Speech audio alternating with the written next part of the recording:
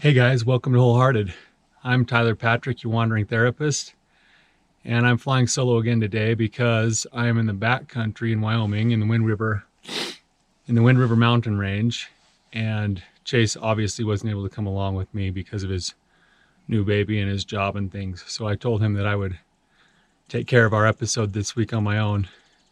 Um, I wanted to talk to you a little bit today about a couple of things that are hard concepts to understand, even harder concepts to accept as a way of a happy, healthy life.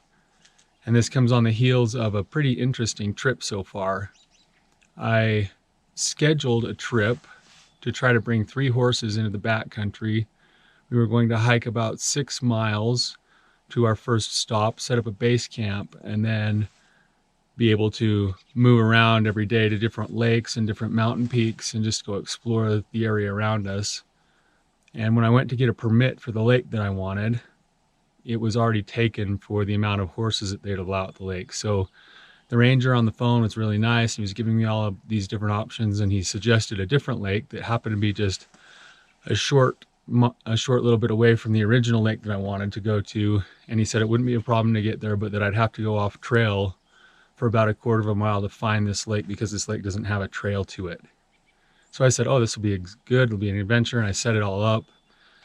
And we got all packed up, ready to go. We packed up the horses and headed out on our trip. And on the way up, we got about 5 or 6 miles into the trip, and my wife and my kids started to get tired. And it was right about the spot where I'd planned to stop, but we couldn't stop there anymore because circumstances wouldn't allow it. And somebody in our group said, you know what, I don't think I can go on any further. Like, I'm spent. I can't go any further. And the problem is that with the horses, we're only allowed to camp in certain places, so we couldn't stop. But then there was also this part of us that felt like we couldn't go on, and so we were stuck. And people started to complain. There started to be some arguments, including me. And we were trying to figure out what to do, and all I could think of was that we didn't really have a choice. Like, life was what it was in the moment. We had to move on. We had to find our camping spot. That's where we were assigned to be with the horses that night. So after some time, whether we liked it or not, we had to move on. So we headed up the trail. I took a wrong turn, which added another mile to our list. And what ended up being supposed to be a 6 or 7 mile hike turned into about a 10-mile hike, with us finally finding our spot and then barely having enough time before darkness to set up our camp. Needless to say, it was kind of a rough day. We we finally got settled in, and people started to get better attitudes once we got some food in us and we got our tent set up and we started to feel like there was going to be some safety.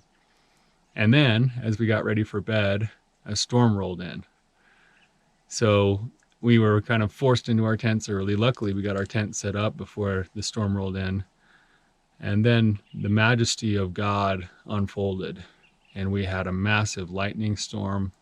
We had these huge thunderheads rolling through, thunder right over our heads, just feeling, you could actually feel the vibration in your body from the sound of the thunder. It was so close, and it was powerful, and it was raw. And while I was laying there in the tent, I was thinking about how God operates in our lives, and there's nothing like nature to drive home the point that I want to talk to you about today. And that point is something called surrender. Surrender is a concept that's tied really closely to the concept of faith. And faith, as we define it, is something that you can't see, but that you know is true, or that you believe is true, and that you accept as true, regardless of the fact that you don't have any evidence. And that's a hard thing for most of us to do, living in a world where we're always looking for specific proof. And yet, faith is a principle of wholehearted living because it can lead to joy. And part of the way that it leads to joy and it decreases suffering is that faith is tied to this concept of surrender. And when we hear the word surrender in our day and age, we think of that as a bad word. You're never supposed to give up. You're never supposed to surrender. And I want to posit to you that it's actually something different than that. Surrender doesn't mean giving up. Surrender means giving over the outcome of your circumstance giving over the reality of your situation. It means turning things over to something bigger than yourself and allowing God to be in charge. Most of us spend a lot of our lives, especially when things go wrong, trying to dictate to God how to be God. Even though we think we're being faithful, sometimes we go to Him, say in prayer, and we say, hey, God, if you do this, I'll do this. And instead, what it should be is, God, I don't know what you're doing, but I believe that whatever you're doing is going to be good and for my benefit. So I'll accept it and I will live according to the reality of the situation. Now, when I do this, it allows me to suffer less. Because when we go through hard times, when I end up on mile 7 of what's supposed to be a 6-mile hike, knowing that I'm going to end up on mile 10 by the time it's all over, I can either grumble about the not supposed to's, I can be negative about the fact that it's not fair or that it's not what we were told we were going to be doing, or I can accept it for what it is, and I can then begin to relieve myself of the suffering of all of the negative attitude and the frustration, and I can then move on with my life in a way that allows me to see with a new fresh set of eyes what potential options are there that could be good for me. So what good came out of this trip? The fact that my family thought they could only go 6 miles, they ended up going almost 10. And by the next morning, they were no worse off. What did they learn? They learned that they had 40% more in the tank than they thought they did. They were more capable than they thought they were. And I sometimes wonder if God does this to us in order to teach us how much more we are than we think we are. Think of your current struggles and trials, what you're going through. Sometimes you get to that point where you feel like you just can't go on. I was talking to a client just this week. It's a woman who has experienced some betrayal trauma from her husband. And she was just saying that she's tried and tried and tried, and she's trying to worry about forgiving him and loving him and trying to accept things as they are, but she just can't do it. And sometimes she just feels so tired and spent and burned out. And she was in one of these moments, she said, I just want to give up. Now, do we all get there sometimes? Yeah, obviously. That's par for the course. If you're going through betrayal trauma, you work, and then all of a sudden you're like, I can't do anymore. Well, I think there's a scripture that references this, and it says that it's not requisite that we should run faster than we have the strength. So it's okay for her in this situation to slow down. The thing that will help her, though, is just to accept that things are still what they are, and that it's okay for her to slow down today because that's all the energy she has in the tank. She's able to give over what she thinks she's supposed to be doing, and she's able to operate on what reality says, which is, I'm tired. And if I just get through today without making things any worse, that might be a success.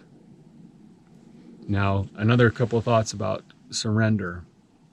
Surrender is a tool and a vehicle that begins to tap me into allowing God to make something of me that I otherwise couldn't make of myself. I work all day, every day with people who are struggling with all various forms of things. Grief and loss, mostly addictions. Most of what I do is with sexual addiction and recovery. And I'll tell you that time and time again, this is played out, that the men and women that submit themselves to the process and the principles of recovery, things like humility, accountability, openness, fearless truth-telling, living one day at a time, learning to live present in the moment, being mindful. People who submit themselves to this kind of a lifestyle, which means surrendering over the fact that this problem is here, I don't like it, I can't change it, I can accept it. It allows me to now look at this new life that I have and say, this isn't what I would have chosen, but you know what? There are some really amazingly beautiful things that can come of it. And I see this time and again. The men and women who submit themselves to the principles of recovery become the best kinds of husbands and fathers and wives and mothers. Not because the problem itself is wonderful, it's because of what the problem itself forces people into. Most people don't want to look at their own darkness. When this problem comes up with sexual addiction or betrayal trauma and it finally comes to the surface, there's no longer a way to hide it. There's no longer a way to stay in denial over it. And it forces us to confront the fact that this problem is here, which then means I get to go on a quest to find my heart again. I get to go on a quest to wrestle with God, to try to understand how God is a part of this, even though he won't seem to take it away from me. Now, faith, going along with surrender, doesn't say I go to God and I tell him that he needs to take it away from me. Faith says, God, I believe that you know that I have this problem, and I believe that you can make something of me with it. I would love for it to be gone. Nevertheless, not as my will, but thine be done. Meaning, if you don't want to take it from me, God, okay, help me learn. Help me see the purpose. I'll accept it and I'll grow and I'll learn from it because I believe that you have a better interest for me in mind than even I have for myself.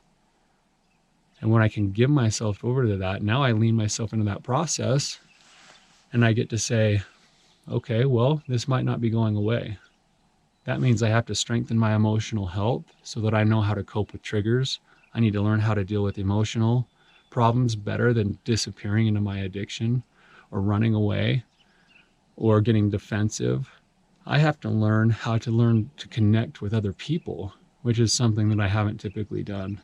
And this has all come as a result of the fact that I have this problem. Now, I'm not sure if God gives us the problem. I'm not sure if God looks down on us and says, oh, hey, there's Tyler. I'm going to zap him with something and just drill him with something really negative. I don't think God maybe operates that way, but what I do believe is that whatever comes up in our life, he can make beautiful if we surrender to him, if we give our hearts back to him. God has given us everything, and all that he asks us back is for our hearts. And it has to be a conscious choice. Sometimes a daily choice, sometimes a moment-by-moment choice to give ourselves back to him and to let him make more of us than we can make of ourselves. Now, being a Christian, this principle, I think, shines through with the story in the Garden of Gethsemane with Christ, where Christ, carrying the weight and the burden of the world on his shoulders, because he signed up for it, because he was going to be the one that overcame the perils of death and sin, he was going to bridge the gap between us and God. He went to the garden, and shortly before his crucifixion, and this is where we believe much of his atonement was taking place, where he bled from every pore due to the suffering that he experienced for the sins and pains and afflictions of our world. And he was in the garden, and it got so heavy and so burdensome to the point that he wasn't sure he wanted to accept it for a few moments. And he reached out to God and he said, God, please take this cup from me. And then he caught himself and he said, but not my will, but thine be done. Christ himself had to learn and practice and exemplify the principle of surrender. And in doing so, it was in that moment that God sent him a strengthening angel, and Christ was able to perform the mission that he was sent here to perform. Does it mean he took the suffering away? No. Christ had to suffer. It was part of the plan. But God, knowing that Christ was there, willing to do his will, provided a means so that that suffering could take place. So my challenge for you guys is to think about whatever it is in your life, whatever you're suffering or struggling with. Think about your willingness. Think about your ability to surrender the fact that you have this problem. And then go to work on it. If you can solve it, great. Solve it. If you can give it over, give it over. If it's not going away, there is still a way and a means to find beauty. There's still a way and a means to find immense, immeasurable growth. I'm thinking about the book Man's Search for Meaning by Viktor Frankl. And those who haven't read it, please read the book, Man's Search for Meaning. It's a short read, but it's phenomenal. In the book, Viktor Frankl is a Polish psychologist who is thrown into Auschwitz in the concentration camps. And he, as a result of having been there, he writes this book, Man's Search for Meaning, where he talks about the whole purpose of life is in finding meaning, looking for the meaning of our own lives. And one of the basic premises of the book, as he's watching all of this terrible stuff unfold in front of him, as he's experiencing these things, he finds a secret to a happy life that I think applies to everybody here. And that secret is that regardless of what the circumstance we're in, whether it's our fault or the fault of somebody else, or through its just happenstance circumstance, there is always a choice for us. Whatever happens between stimulus, whatever happens to us, and response, whatever we do to it, we have a space that's granted to us where we can choose how we're going to see it and what we're going to do about it. And if we remember we always have a choice, we suffer less immediately. And in his book, I'll give an example out of his book. He's being forced into hard labor with really no food. And he tells this story where they're digging holes, and the guy right next to him starts to get weak and can't function very well, and he starts to break down, and the guards come over and start to beat this man. And Viktor Frankl is standing right next to this man, knowing he can't do anything else, that he's basically subject to having to witness this while this man's being beaten to death. And he says that in his own mind, knowing that he can't do anything else, he is able to kind of move his mind into a new space where in that moment he envisioned a picture of his wife's face, knowing that she was probably already dead, and having been put to the gas chambers. He wasn't sure, but at that point he figured she probably had been. And he pictures his wife's face smiling at him and describes feeling the deepest level of love that one could feel in this moment of otherwise terrible suffering and inhumanity. And being able to use the power of his mind to surrender to the fact that this was going to be his experience and that he could choose what he was going to do with where he put his thoughts. That's surrendering to the moment and then allowing yourself to reclaim control of your own mind. So that principle of surrender is a very challenging one. One little tool and skill that you guys might try if you're wanting to work on this is to figure out what situations in your life you're having a hard time accepting, and make a box. And every time that situation comes up and it starts to go in your mind and you hear the I should or shouldn't do this, or it should or shouldn't be this way, or I can't believe this, or it's not fair, or this isn't right, every time that comes up, just go and get a small piece of scrap paper and write down what it is. My partner's infidelity, my lack of ability to cope emotionally, my struggle with infertility, my special needs child's problems that I can't fix, my parents' Alzheimer's, whatever it is, write those things down and practice physically giving them over to God's inbox, this box that you're going to create, and just fill it up. And of course, you'll take it back, but practice giving it over. Practice giving it over. And as you practice these things, you will begin to see a deeper level of freedom in your life. I know that that's been the case in my own life as I've experienced things. Some of my biggest struggles in life have now become some of my greatest sources of strength and joy, namely things like deaths of loved ones and learning the process of grief, and now being able to help other people, my own recovery process from pornography addiction, and now being able to have worked through the principles and grasped the principles of recovery to the point that I can help other people along the path. Those things have only come by accepting the fact that they're there and surrendering them over to God and allowing Him to turn what looks like coal into diamonds. So thank you guys. Look forward to seeing you guys next week.